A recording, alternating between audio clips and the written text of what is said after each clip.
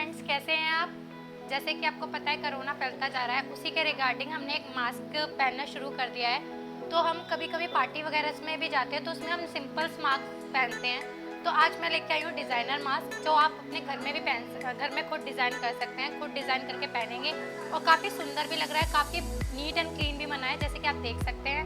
और आप वीडियो में भी देखना कितनी सुंदर तरीके से ये मैंने बनाया है और एकदम बाहर जैसा ही लग रहा है। तो चलिए देखते हैं ये कैसे बनता है। मास्क डिज़ाइन करने के लिए हमें किन चीज़ों की ज़रूरत पड़ेगी, चलिए देखते हैं। प्लेन मास्क, कुछ पर्ल्स एंड बीड्स और सबसे इम्पॉर्टेंट हाईटेक जो फैब्रिक पर स्टोन काफ़ी इजीली चिपकाएगा, जैसे कि आप वीडियो में देखेंगे, और काफ़ी नीट एंड क्लीन बनाएगा। तो चलिए देखते हैं कैसे बनती है।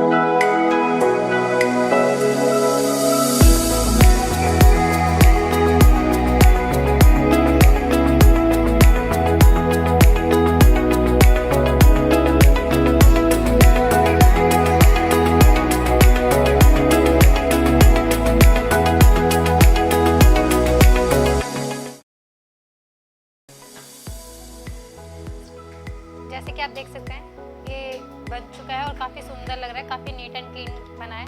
इसी ऐसे ही मैं एक और बनाने जा रही हूँ, एक और मास्क। तो चलिए देखते हैं कैसे बनता है।